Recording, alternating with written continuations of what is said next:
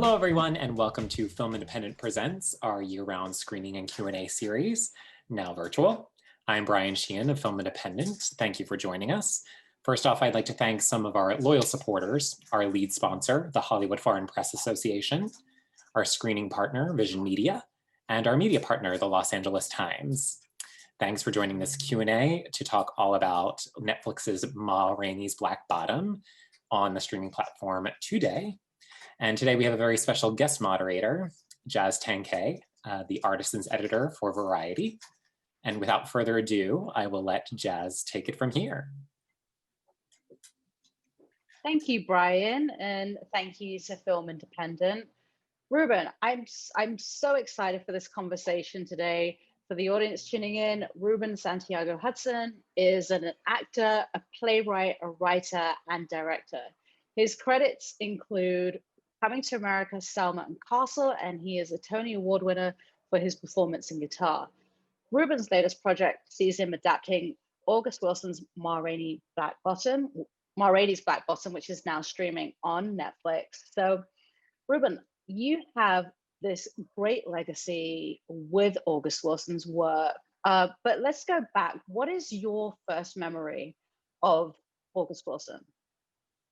My first memory was the first time I saw his work. I had heard a lot about him, but in 1984, I was with the Negro Ensemble Company doing Ceremonies of Dark Old Men, the 25th anniversary performance with Douglas Turner Ward. And I was in town we were on a national tour headed back to New York. And I ran to the Court Theater to see Ma Rainey's Black Bottom. It was the first August Wilson play I'd seen. And when I saw it, I was overwhelmed by the familiarity that I had with the characters, with the people, with the actors on stage who were exactly the people who I was raised with, exactly the mentors that I had had as a child growing up in a rooming house in Lackawanna, New York. These gentlemen, these men of standards and nobility, but they were half of them were illiterate. Some of them were hobos and transients and preachers and numbers men and bootleggers, but yet they imparted such wisdom. And I hadn't seen these people. I thought I was gone away from them because I'd gone to college and got my degrees and went out on my little career. And there they were on stage. And I literally started crying because I didn't think it was possible. I didn't know it was possible in the American theater, particularly Broadway, to celebrate my people, my family. Yeah. And I mean, aside, we'll talk about you adapting Ma Rainey's Black Bottom in a bit, but in terms of August's work, you then took Jitney to Broadway as a director for that. It was that's a big leap, that's a big jump, because then I started chasing August after Ma Rainey. I started writing notes and sending and having my agent chase him, let me know what was going on next. And finally, I got a audition for Two Trains Running. That must have been 2 years later, 3-4 years later. I think about 2 years later. And I got the audition. I happened to be in LA shooting a TV pilot, and I get a call from my agent. They want to see you for this. So I go in and I give an audition, and August Wilson is there, the man I've been chasing for the last 2 years. And even more so, the other man I had been chasing, Lloyd Richards, the director, was there, and I wanted to be in their presence. So I gave my audition. I thought I did well. And I didn't get the role. They chose another young man named Lawrence Fishburne, who won a Tony Award. So they chose pretty damn well. And but a couple years passed, and still me saying, if you ever need me, please let me know. And I get an audition for 7 Guitars, which I go in, and I'm blessed to have won the role for that. And that pushed me to the Tony. In that long journey of 7 Guitars going to Broadway, we toured all over the country for a year, and we did Broadway. Viola Davis was in that company. Keith David was in that company. We came to New York, did Broadway. I won the Tony Award, but that 9 months, a year on the road, 9 months on Broadway, bonded me and August in our debates, in our similarities, in our breakfasts of salmon patties and grits. We had a good time, and I felt and I knew that I wanted to be connected to this man's work forever. And so when he was sick, I promised him that there was only one play on Broadway, and I promised him that hadn't been to Broadway, Jitney. I promised him I'd do everything in my power to bring that play to Broadway and complete the 10-play cycle called the American, which we named the American Century Cycle. 9 of the 10 had been to Broadway. And I wanted August to have a unique position that no other American playwright had had, that every play that they had written in a particular cycle made it to Broadway. He batted 1,000, and I was determined. It took me 10 years, but we made it. And we were, I was nominated for Best Director, but the play won the Tony Award for Best Revival. And that was the icing on the cake for that, for me. And then here comes Ma Rainey. You know, so. And then here comes Ma Rainey. How did that begin, that adaptation, and working with George Seawolf, and then that incredible cast? Like, where was that? Well, first of all, when I was invited by Denzel to write it, I immediately wanted a director who I knew not only would be a great visionary director and somebody who would take care of August's play in an extraordinary way, but also would take care of me, because it was going to take a lot for me to write this and protect August's words and integrity. And I had a lot of sensitivities because I love August's work so much and know all the plays, directed and been in or produced all of the plays. So I have an affinity for those plays, and I needed somebody who would be able to understand that. So I called my good friend George Wolf. And I said, would you consider this? And he said, I don't know, I'm real busy. And I put he and Denzel together. And I left it at that. Next thing you know, George was saying he's going to direct the play. And I was saying, safe. You know? But working with George, you know, it was very collaborative. You know, he's a great writer, wonderful director. So we would have a lot of conversations about what was important and what we needed to tell the story. First of all, I knew I had to open up the film in a wonderful way. And how do I establish the impact that Ma has in the Black community, not just as an entertainer, but as a business person, as an icon. And what she did was she delivered hope to those people. She delivered joy to those people who were in the cotton fields and pulling tobacco and levee camps and, you know, auto mechanics and teachers and lawyers as well. But we open up in the play, 102-page play, Ma Rainey comes in on page 48. In the movie, she comes in on page 1. Right. And just her sound, and I put her in the place where she was the most dynamic, the show tent, where she could sanctify people with her sound, you know. And so that's where I started the movie. And then I brought her in again. While everybody's talking about brought her in, I brought her in. So by the time the Queen did arrive, she had presence, you know. What an opening, you know. I mean, if every film, you know, that is the most memorable entrance. And, you know, when you're adapting Ma Rainey for the screen, you know, you did it in 90 minutes. Like, what are the pressures of that? Whilst you talk about, you know, the authenticity, the integrity of being true to August Wilson, like, how do you, you know, put your own stamp in, like bring her in right at the beginning instead of having the audience wait till the middle? Like, talk about that. Well, you know, first of all, the biggest responsibility is to the work. The work is a legacy work. It's legacy work. August Wilson's canon of plays will ring true and ring strongly when I'm long gone. So I had to honor that legacy work. But also I had to please some very, very strong-minded, strong people. A producer named Denzel Washington, a director named George Seawolf, a company called Netflix, and this great icon of August Wilson. And yet somehow I had to find some satisfaction myself.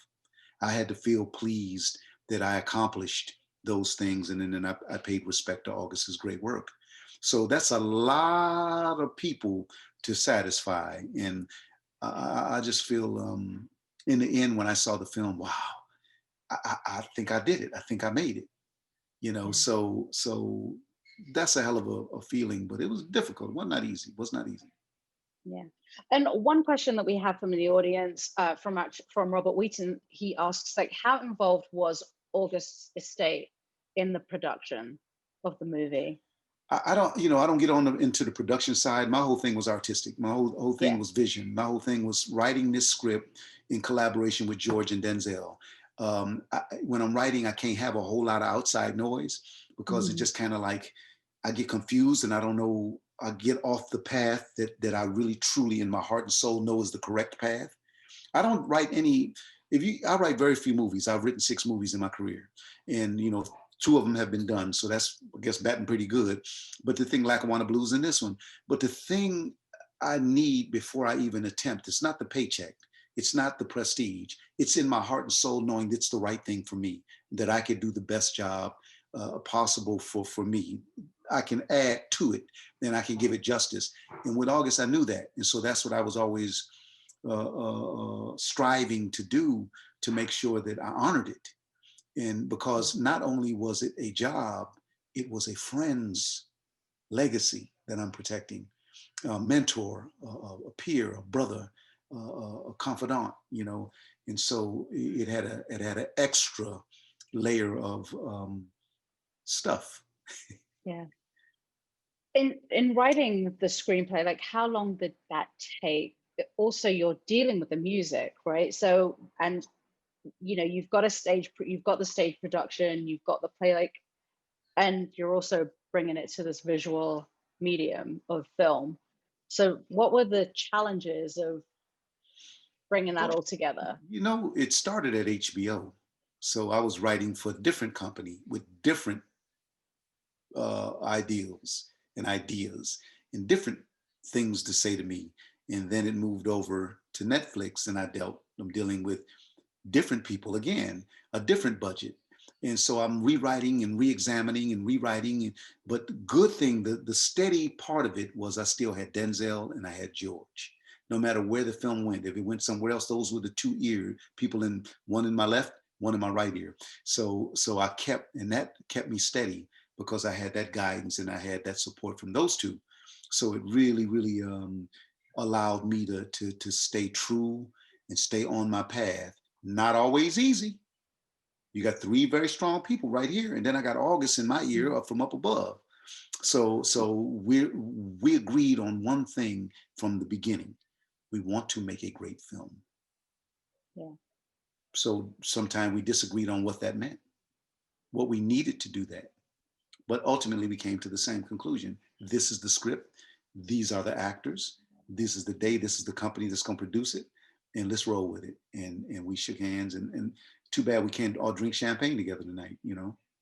Right, exactly. We're not toast, but we are. Everybody's virtually celebrating it.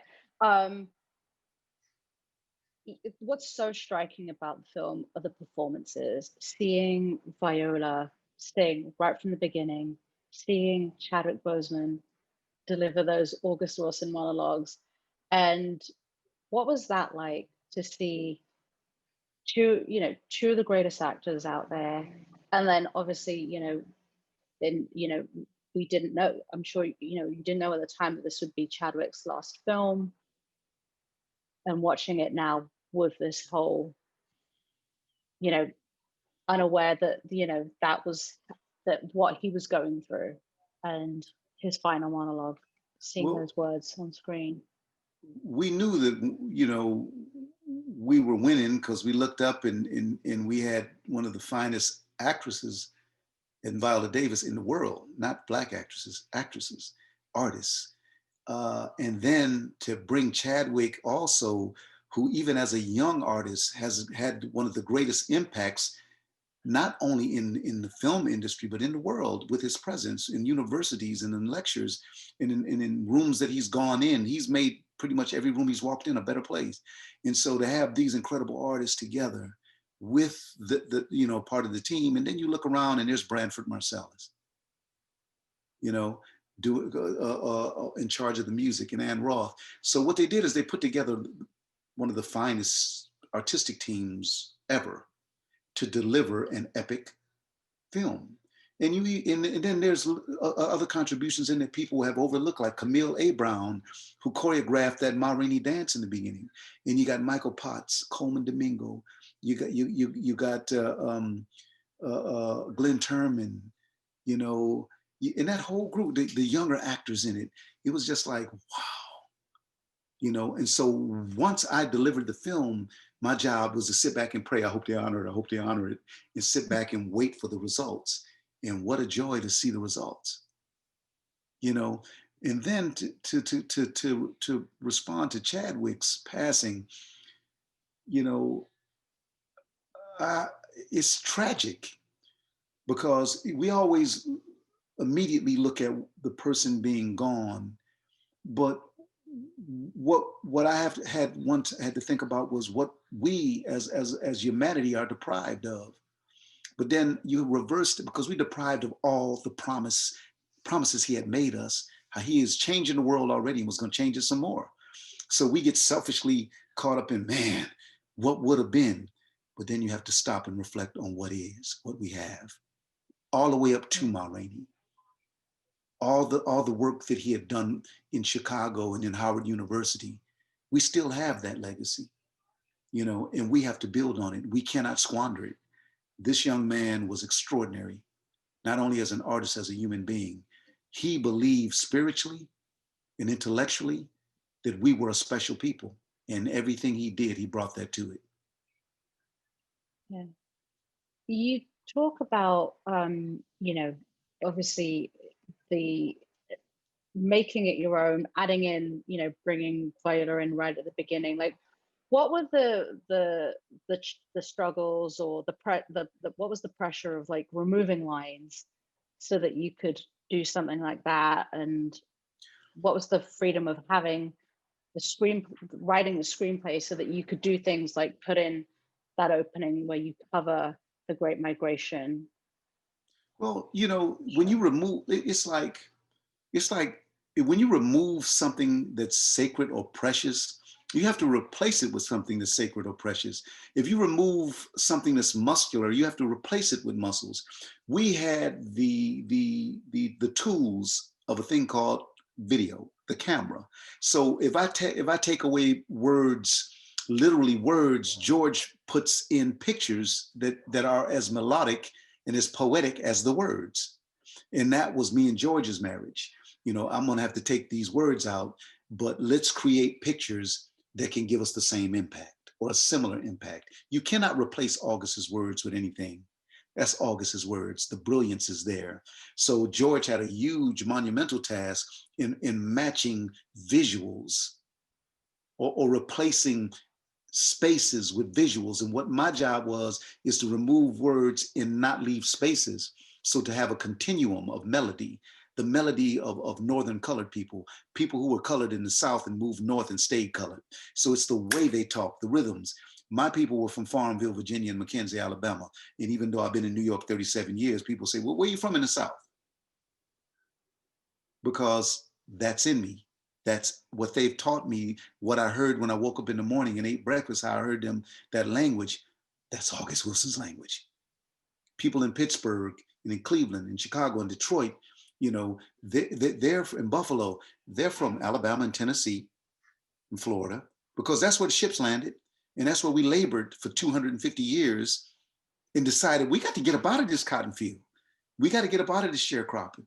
And they came north into the industrial age and chunked steel and made cars, you know what I'm saying? And worked in grain mills.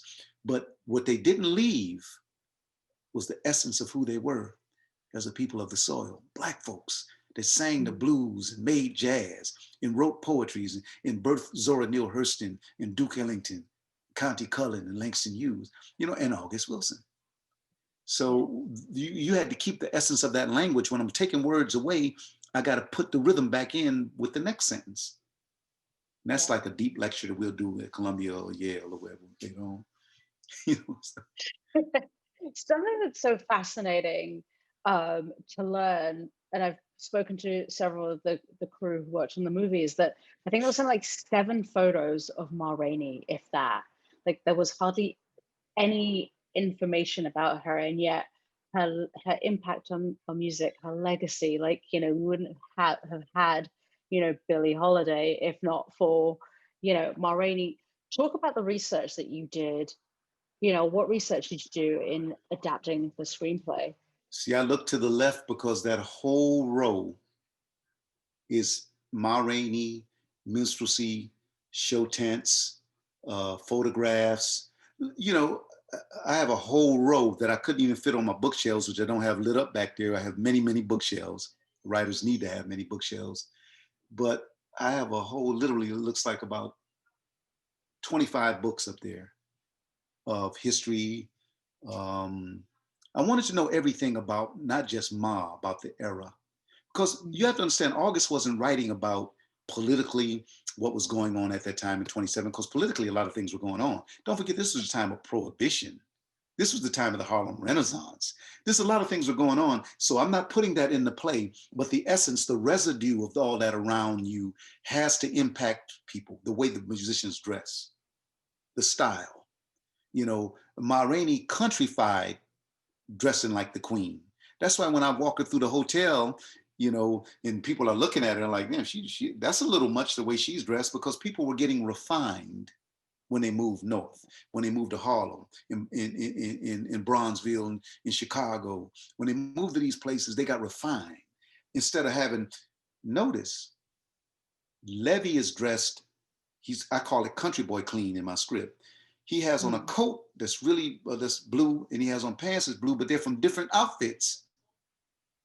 They didn't match. It ain't like, you know, one gabardine all the way down.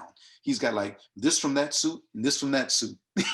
But he's sharp. He got his hat on. He's got new shoes. So that's country boy clean. Notice the other people are in suits that match, pants and jacket. They're getting refined. So you little subtleties that I put into the script that people might not notice, but that I know, and I smile when I see it, the contrast. You know, a dude that's from the country trying to think he's cityfied. Yeah.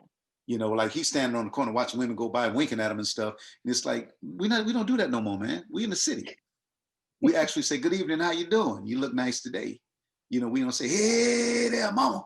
You know, so it's style, and George was the custodian of that style in the visuals.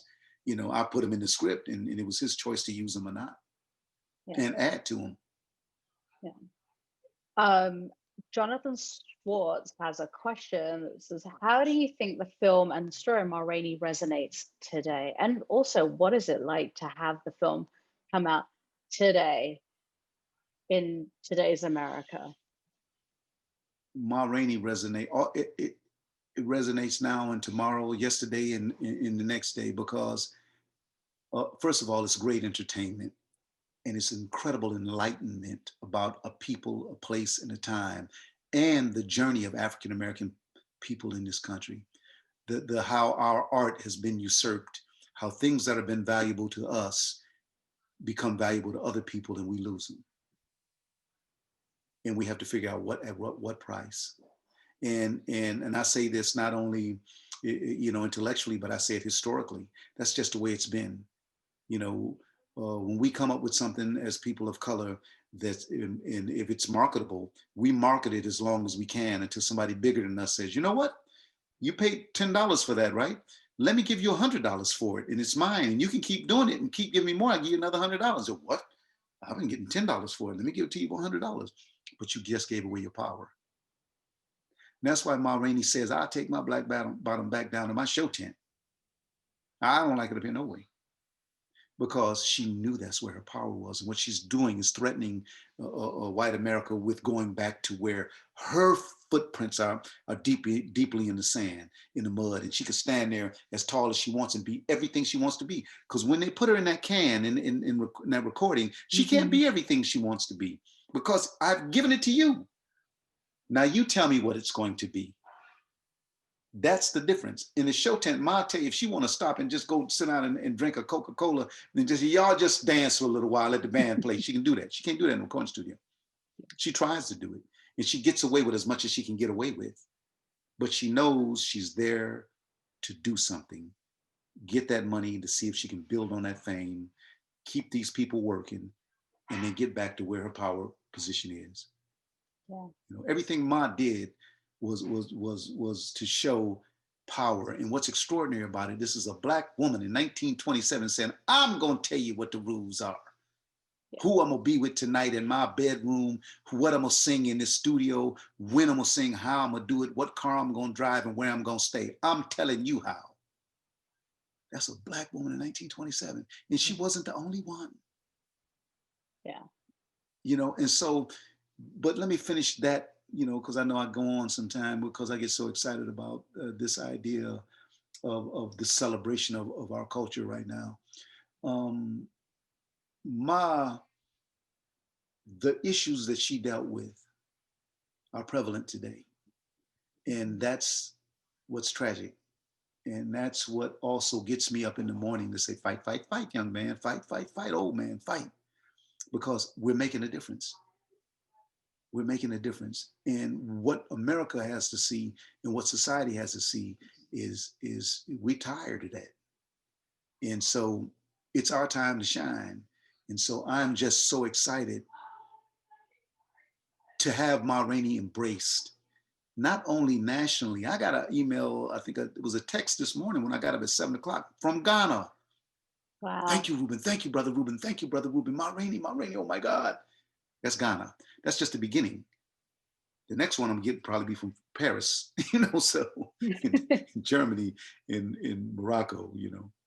Yeah, the joys of Netflix and having like a global streaming platform where everybody is going to be seeing and learning who Ma Rainey is, right? Because, like you said, I'm sure there are people who know, who don't know who, and August Wilson, exactly.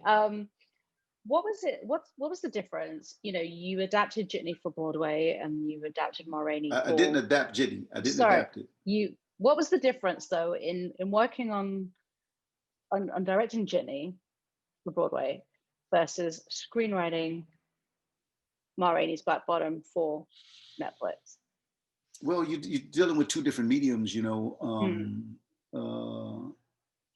The biggest difference is how many other voices are in the room. When I'm directing a play, you know, I'm informed by everybody in that room. I'm informed by everybody in that room. So they will tell me what they feel and what they see, and they'll sit back and say, fearless leader, make the right decision. That's theater. There's a director, there's one general, and everybody informs that general and he'll go into battle to win. In film, there's a lot more money on the line, a lot more things on the line, so it's a lot more voices. And that's the most difficult part of it, and that's the biggest difference. In theater, there's one decision maker, the director. The producer can come and say what he wants, and the best they can do is fire him if the director doesn't do it. But they hire a director and they depend on that director to take that writer's work and put it in its most viable, powerful, profound platform. As a writer, I'm just that. I'm a hired writer. And I hope the people around me trust me, you know, trust that I'm going to do the best with it. And until they're satisfied, I have to keep writing. And your deal could be like 2 drafts and a polish, but I have at least 35 Ma Rainey scripts in this computer that I'm talking to you on for my 2 drafts and a polish. Wow. You know, so it's being malleable enough to be led when you're a born leader, opposed to being informed. The director is informed in theater and he leads. Yeah. The writer is informed and told, if you want to get paid, you better get this done. Fortunately, though, on the other side of that coin, who I'm surrounded with in this film, I've known Denzel since 1983. And known George a little later, probably 80, maybe 86, 87. So there's friendships and there's respect that was built in way before we started working together.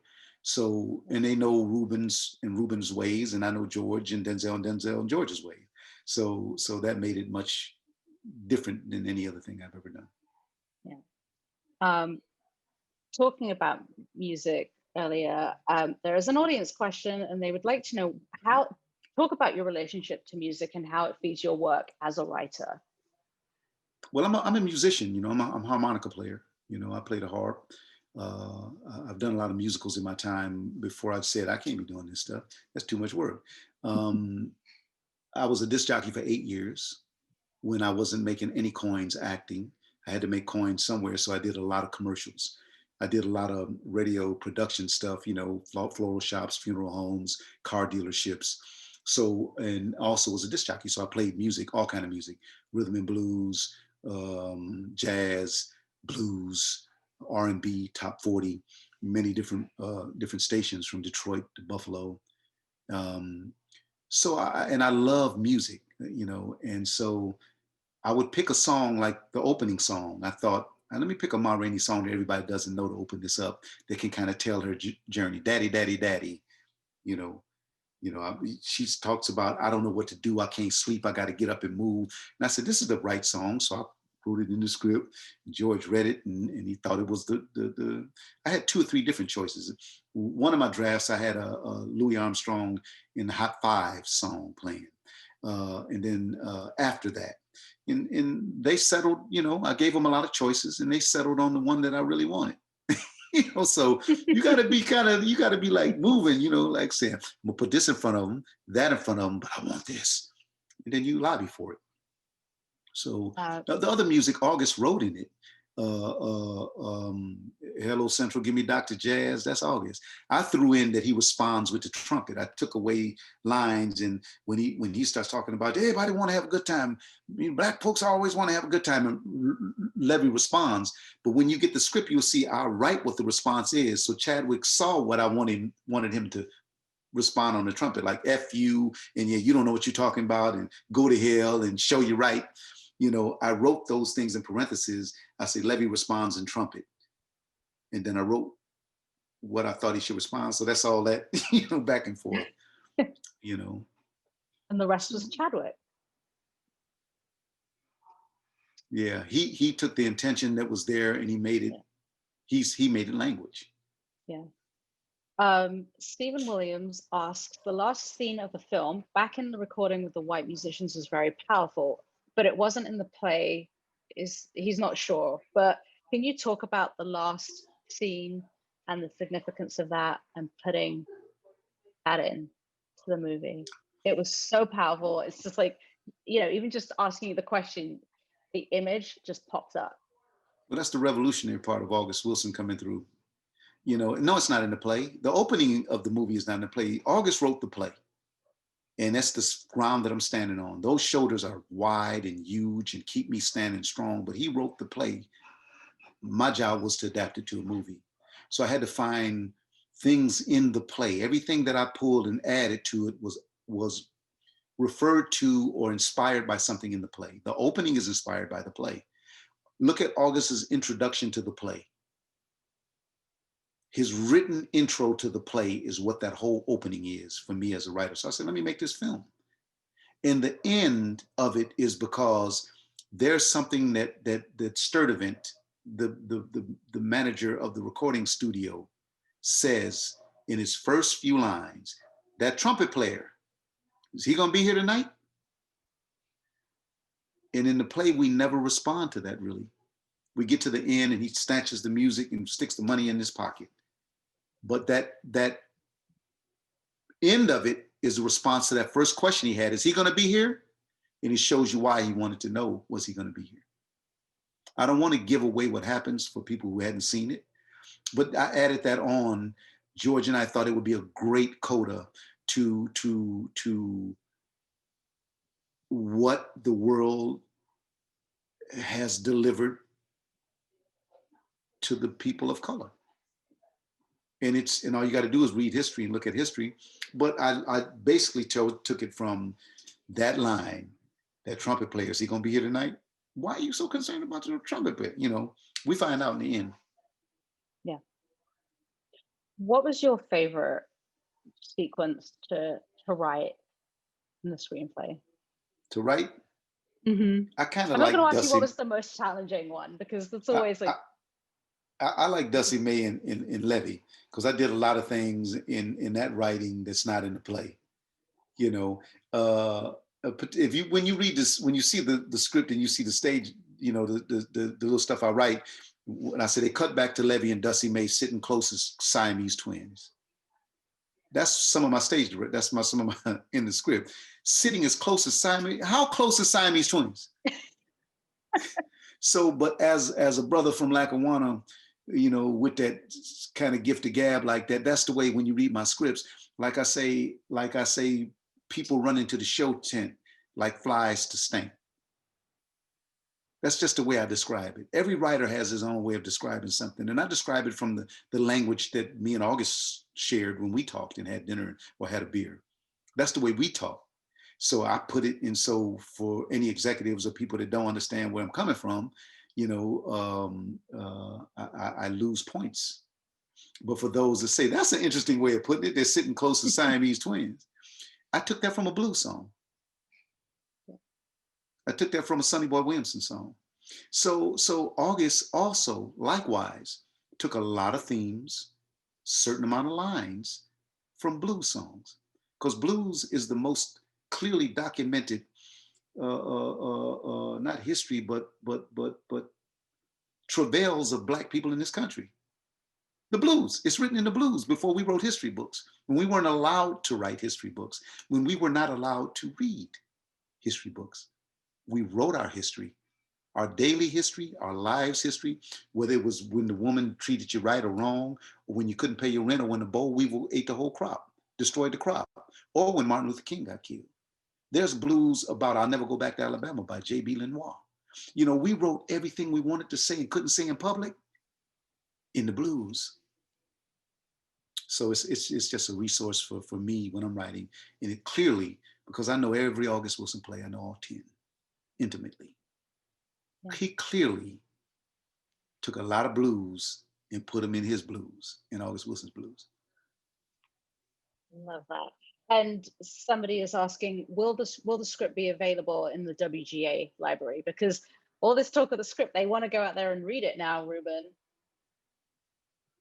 Well, they sent me a little piece of change and said, we gonna publish the script. And I was like, I needed that change, man. It's the pandemic. Thank you for that money. So yeah, it will be published. And I'm sure that people who are voters will be getting it in the mail, because I every day keep getting, you know, scripts in the mail. And I'm like, man, that's my competition, man, that's my competition. So I don't read it. You know, so I'm just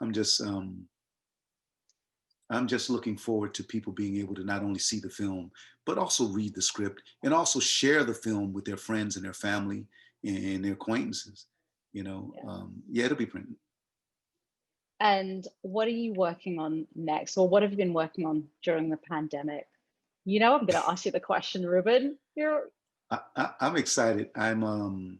I'm writing a film now, which I'm going to direct, which I should have finished by February, and I'll turn it over to my producers.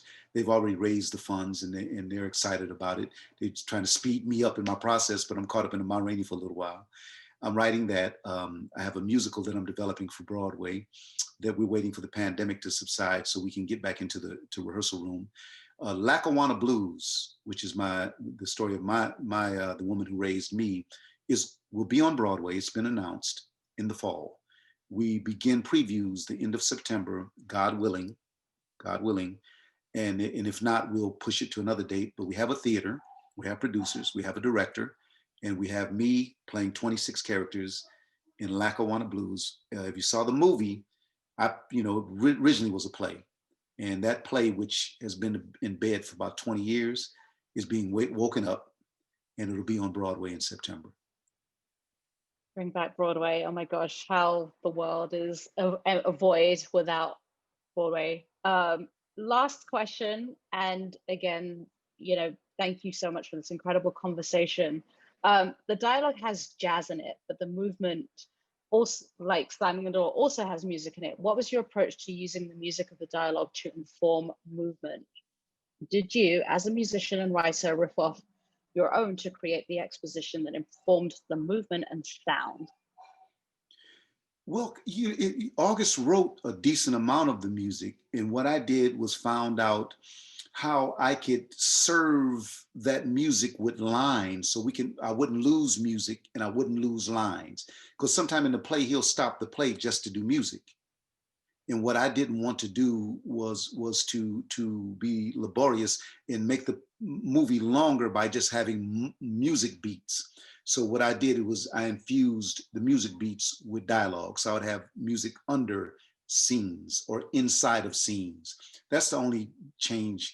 You know, I wanted to connect the movie from the first page to the end without letting the rope go. You grab that rope on page 1 and you grab it on the final page, and if you shake it, you can tighten it, you can loosen it, you can wiggle it, but don't let it go.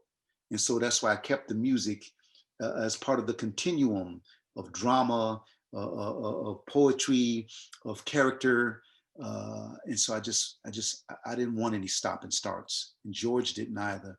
Denzel didn't. So we used that wonderful tool that we had that was in the play that is a part of Ma Rainey and who she is, music.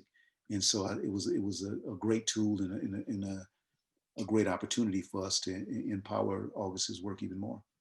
Yeah. Well, it is a beautiful script, an incredible story, visually, sonnet, you know, musically. Thank you so much for this conversation, Ruben. And for those who haven't seen Ma Rainey's Black Bottom, it is now streaming globally on Netflix, and you can read the August Wilson's play and Ruben's script when you get it. So thank you to Film Independent and to Netflix, and of course to Ruben and to the audience for tuning in.